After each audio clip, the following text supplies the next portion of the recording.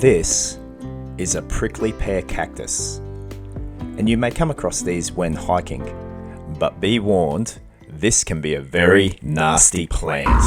And this is jam that I made from the fruit of the nasty prickly pears that I picked up on the trail, and it tasted simply heavenly if I say so myself. Actually, it has a pretty nice taste. But it was the most painful lesson I've learned. Ouch. Oh. Oh. Prickly pears actually taste delicious and are high in vitamin C and magnesium and other key nutrients. So in this video I'll show you what sharp lessons I learned and how I was able to make some wild fruit jam with them. So I found these whilst hiking up the side of a mountain near Flinders Peak in southeast Queensland. There's another prickly pear cactus tree. Oh, it's got the fruits growing on it. I wonder what it tastes like. Let's go have a look. Here we go. Yeah, I'm not too sure. Can you eat these? That was mistake number one, to simply pluck it off. And that was mistake number two, to simply pluck even more off. What I should have done was remove them with some sticks and rub them with some grass to remove the prickles. But because I was wearing gloves, Look at that. It's so red. I thought I was protected.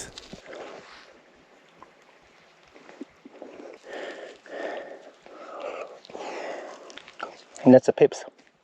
They're quite hard pips. Jeez.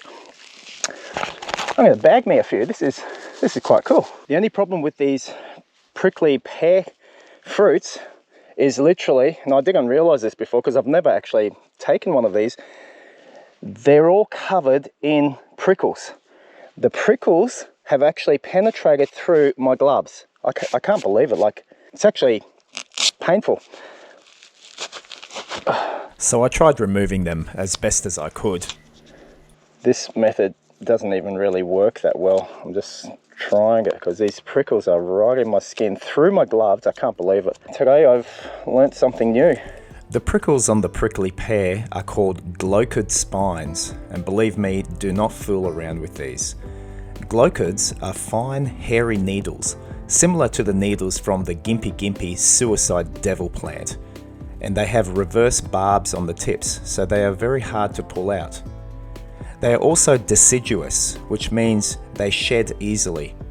So even if you barely touch it, these needles will embed themselves into your skin, or in my case, right through my gloves and then into my skin. Alright, so I've bagged me a few prickly pears. Jeez, these are tough to get. The glochids are even penetrating through the plastic bag. And they are extremely painful. Got my hands full of prickles. With hellish stinging, burning and terrible itching symptoms that can persist for days or even months if not removed. Those pins. Whew. Still, when I got home, I tried everything I knew to remove them.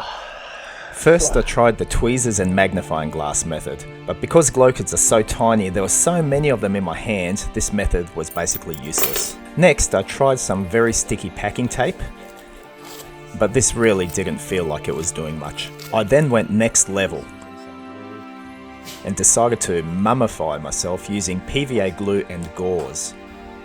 I'd wait for the glue to dry and then remove it like a man waxing session. This is like a wax session.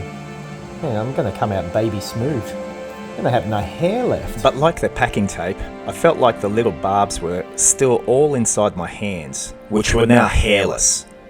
After all this, I just didn't know what else to do. Ultimately, I decided to simply leave them in my hands, and I'm hoping the pain will disappear in the due course of time. My biggest concern, obviously, was if this ever got out into the public. I mean, what if it ended up on the front cover of next month's edition of Men's Off-Track Hiking Monthly? I'd be finished. Just like my hiking gloves that were violently murdered through this experience and went to hiking glove heaven during my intense time of grieving I decided to perk up by making some heavenly sweetness from my hellish experience. So when life gives you a prickly jab, make some prickly pear jam, and here's how I did it. First, I gloved up. See if we can get to the fruit, eh? Then I disemboweled each of the pears. I really enjoyed this part. Squeeze it on out. Oh, what the? That was an over squirt. I then boiled it for about 5 minutes to extract the juice. Let's tip it back here. Let's put a bit of sugar in. We're just going to be reducing it. I've got no idea what I'm doing, by the way. And once it reduced, I tipped it into a little bowl and let my jam cool down.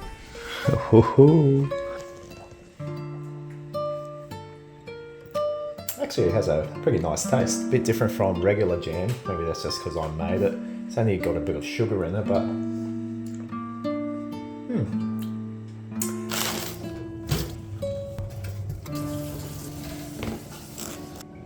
I picked enough fruit, basically just for one toast. Look how red it is.